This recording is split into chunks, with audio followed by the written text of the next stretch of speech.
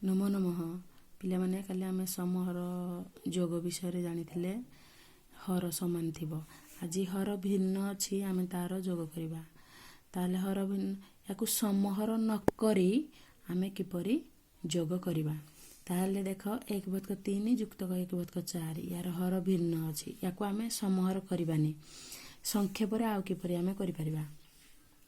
ତାହେଲେ 3, 4 ଲସାଗୁ ହେଲା କେତେ? ନା 12 ହେଲା। ଏ ଲସାଗୁ ଲେଖିଲେ 12। ତାହେଲେ 12କୁ ଆମେ ପ୍ରଥମ ଭଗ୍ନାଂଶ ସହିତ ହର ସହିତ ଭାଗ କରିବା, ଲବ ସହିତ ଗୁଣନ କରିବା।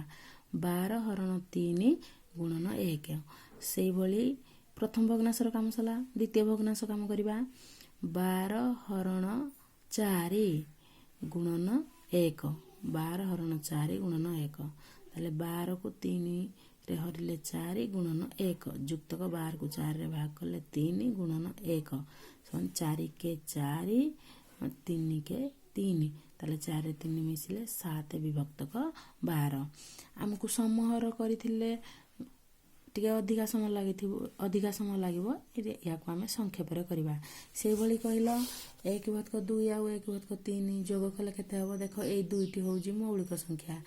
ୟାର ହରକୁ ୟାର ଲବ ଆଉ ହର ସହିତ ଗୁଣିଦେବ, ୟାର ହରକୁ ୟାର ଲବ ଆଉ ହର ସହିତ ଗୁଣିଲେ ଆମେ ସଂକ୍ଷେପରେ ଶୀଘ୍ର ପାଇପାରିବା। ତାହେଲେ ହର 3 ନେଲେ 3 ବିଭକ୍ତକ 6 ହେବ, ଇଏ 2 ବିଭକ୍ତକ 6 ହେବ, ମିଶିଲେ 5 ବିଭକ୍ତକ 6 ହେବ। ସେଇଭଳି ତିନୋଟି ସଂଖ୍ୟାର ଯୋଗ ଆମେ ଜାଣିବା। 1/2 ଯୁକ୍ତକ 2/3 ଯୁକ୍ତକ 1/4। ତାହେଲେ ପ୍ରଥମେ ଆମେ ଦୁଇଟି ସଂଖ୍ୟାର ଯୋଗ କରିବା ହେଲା, ଦ୍ୱିତୀୟ ଆଉ ତୃତୀୟ ସଂଖ୍ୟାର ଯୋଗ କରିବା।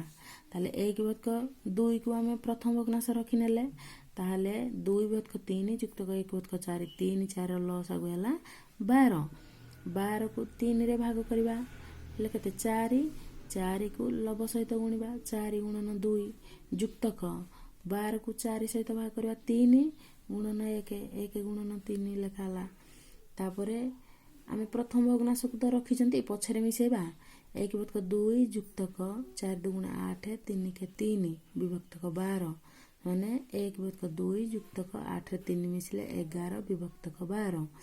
ଏବେ ଦ୍ୱିତୀୟ ତୃତୀୟକୁ ଆମେ ମିଶାଇଲେ କେତେ ହେଲା? ନା 11 ବିଭକ୍ତକ 12। ତାହେଲେ 11 ବିଭକ୍ତ 12କୁ ପ୍ରଥମ ଭଗ୍ନାଂଶ ସହିତ ଯୋଗ କରିବା।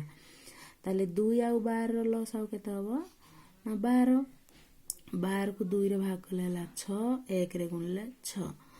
12କୁ 12ରେ ଭାଗ କଲେ 1, 11 ସହିତ ଗୁଣନ କରିବା। ତାହେଲେ 6 କେ 6 ଯୁକ୍ତକ 11 କେ 11 ବିଭକ୍ତକ 12। 11ରେ 6 ମିଶିଲେ 17 ବିଭକ୍ତକ 12। ଇଏ ଗୋଟେ ଅପ୍ରକୃତ ଭଗ୍ନାଂଶ ହେଲା। ଏହାକୁ ମିଶ୍ର ସଂଖ୍ୟାରେ ପରିଣତ କଲେ ହେବ 1/5 ବିଭକ୍ତକ 12। ତୁମେ ତିନୋଟି ଯାକର ଲସାଗୁ ନେଇକି ବି ମଧ୍ୟ ଯୋଗ କରିପାରିବ। ତାର ମୁଁ କାର୍ଯ୍ୟ ଫର୍ଦ୍ଦରେ ଦେଇଥିବି, ଦେଖିକି କରିବା।